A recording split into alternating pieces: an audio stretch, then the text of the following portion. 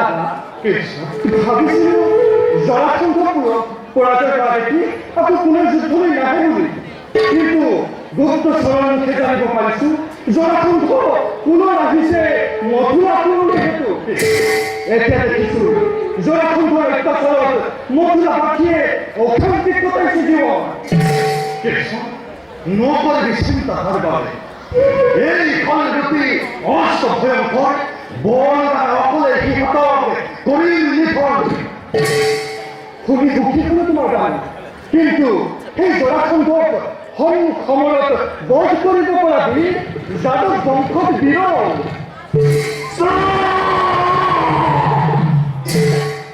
আমি ছেলেকে এবার করে ধরি দেখি তোমার পাওয়ার ক্ষেত্রে নাহিল বলি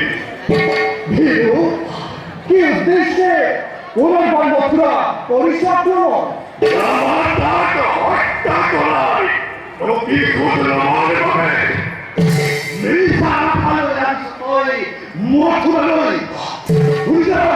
গুজরাটই নিশ্চিতলই অবতি নিধন মথুরালকে কত কিছু ঘুরে যায় নগদ পাবিনি যুদ্ধ নগরী বেশতে হাতপাটি দেখা দাও বল বিক্রম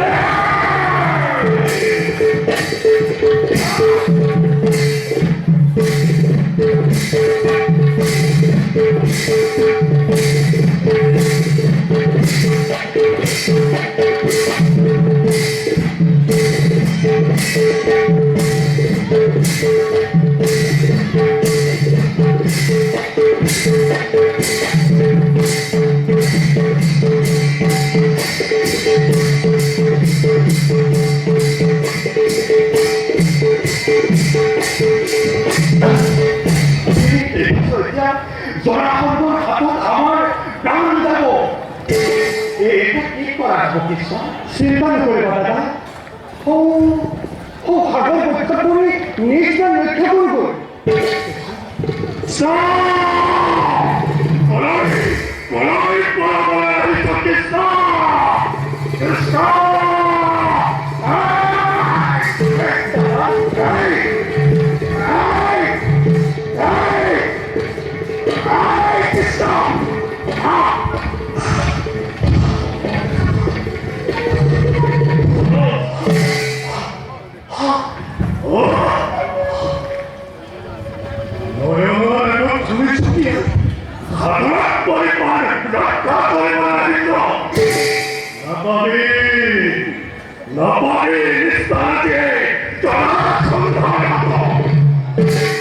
এই শক্তিকে নয় এই শক্তিকে নয় চলবে গর্ব করে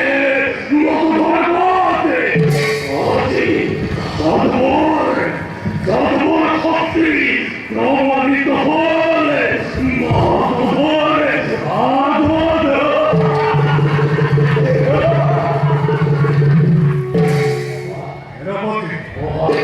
ভগবান সস্তার পছন্দ এবার পরাজিত হয়ে কৃষ্ণ বিধির বিপদ সাগরের পরিপান রক্ষা করিলে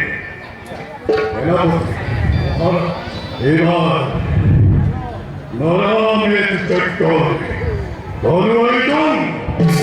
বন্দী করিয়ালো 1 লক্ষ রাজেন্দ্র মন্ডলে ইষ্ট গুরু মহাদেবর ঈশ্বর অতি সুন্দর চুক্তি অনুপরে আমি যাত্রা করিব আগে বিষয়ের হেতু তোলা টানতে বারামের চক্কর করুয়াইজন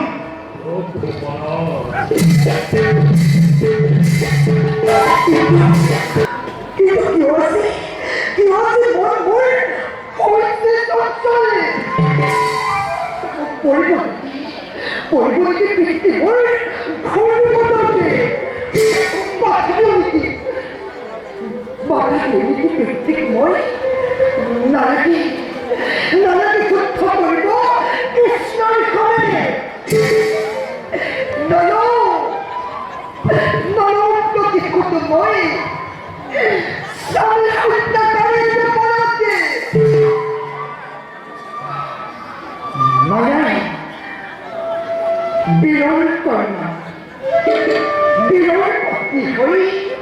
কিয় ভিতাৰ দৰে কৰিছো আচৰণে মোক কি লাগে প্ৰতিশোধ মোক লাগে প্ৰতিশোধ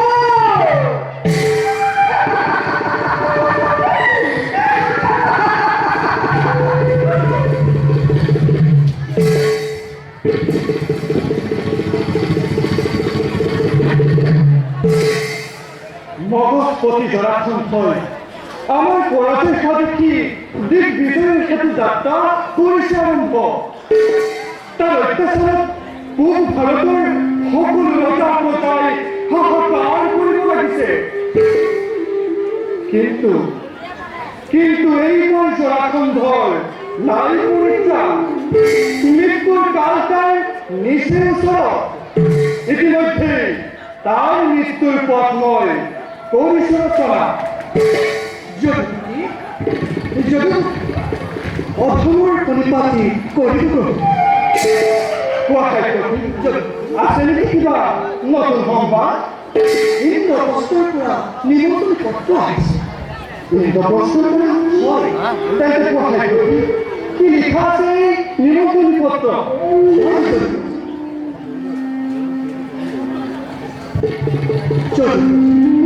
নমস্কাৰ গ্ৰহণ কৰি ধৰ্মৰাজ ঋষিয়ে ৰাজকীয় যজ্ঞৰ বাবে কল্পনা কৰিছে সেয়েহে দিহা পৰামৰ্শ পূৰ্ণ সংস্কাৰ বাবে আপোনাক জনাইছো নিমন্ত্ৰণ ৰথ সময়ত উপস্থিত থাকি কৃতাৰ্থ কৰিছে ৰাজকীয় যজ্ঞ হয় সুন্দৰ কথা খাদ্য কি যোৱা খাদ্য কি যোৱা মই আজি ইন্দ্ৰপ্ৰস্থলৈ গমন কৰি ভাল যোৱা খাদ্য কি তুমি সমগ্ৰ যাদৱ বাহিনীক যুদ্ধৰ বাবে প্ৰস্তুত হ'বলৈ জনাই নেকি মই এতিয়া আহি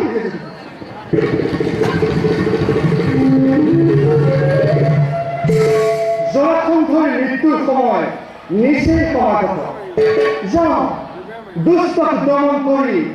ভক্ত সকলক ৰক্ষা কৰি জগতত শান্তি প্ৰতিষ্ঠাৰ দিশতো সমাপ্ত কৰ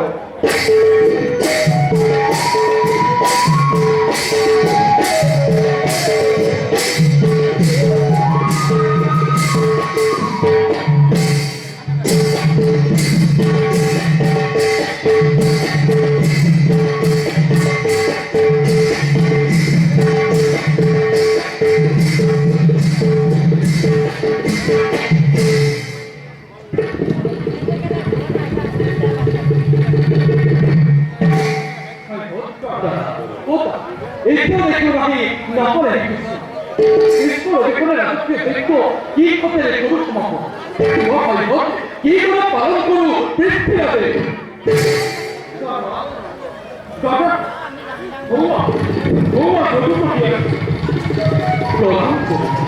আমাৰ কথাটি প্ৰমাণ কৰিব তাৰ আগতে মুখ্যমন্ত্ৰী কথা উপস্থিত হতে মোৰ বহু হৈ পৰে আজিয়ে বুজিলো তোমাক মনৰ সকলো কথা তোমাৰ কিভাবে বন্ধ সদায় তোমাৰ মহিমা বুঝবলৈ সাহিত্য নাই বন্ধ আপুনি আমাৰ সকলো অসলি ভৰসা জগতপতি বিপদে আগতে প্ৰকৃতিক চলতে পাণ্ডৱৰ কাষত তুমি নাথাকিলে অজান আশংকাই আৱৰি ধৰে আৰু নিকুঞ্জ অনুভৱ কৰোঁ প্ৰতিপলে বুজিছো সকলো বুজিছো কিন্তু কথা হৈছে তুমি দেখোন নথৈ গলা বুজিছো মোৰ সন্মুখত নিশ্চয় তুমি কৰিছা অভিমান পাণ্ডৱ হৃদয়ত সদায় কৃষ্ণ বিৰাজমান তোমাৰ উপস্থিতিতে অকল কৰে অবধ কৰে মনুকস্ত পঞ্চ পাণ্ডবে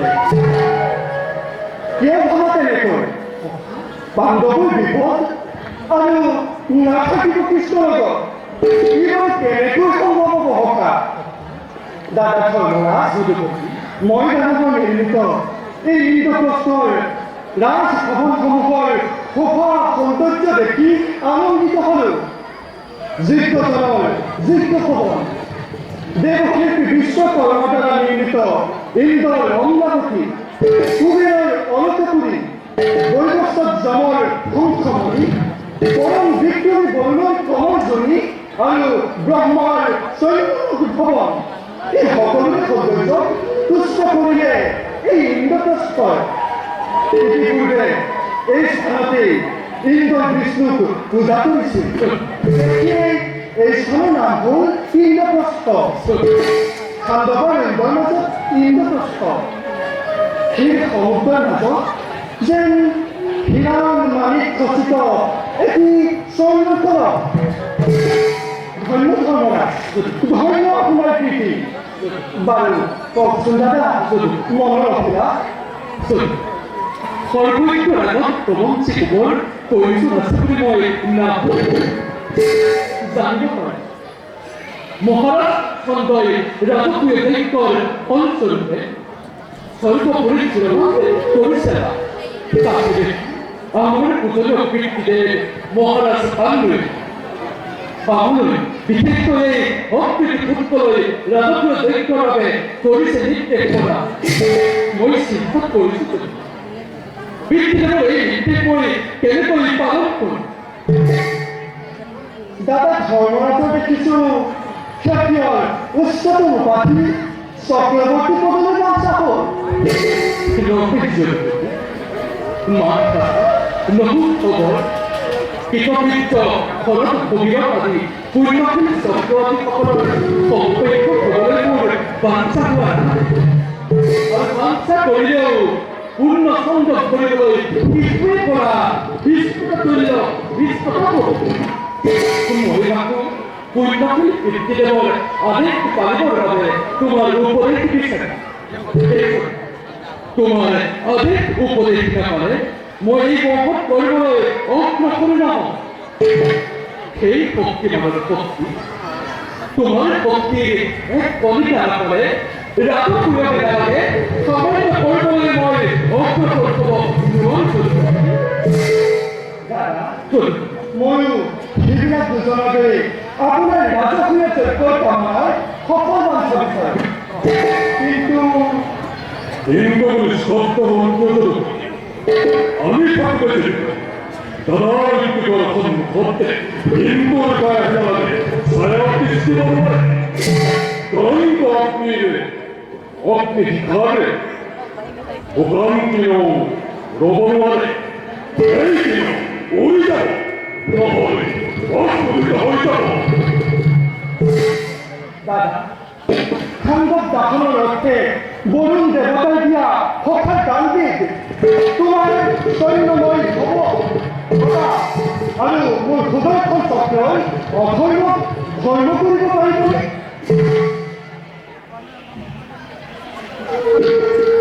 তোমাৰ অনুগ্ৰহত দিশ বিজয় সহজে সম্পন্ন হ'ব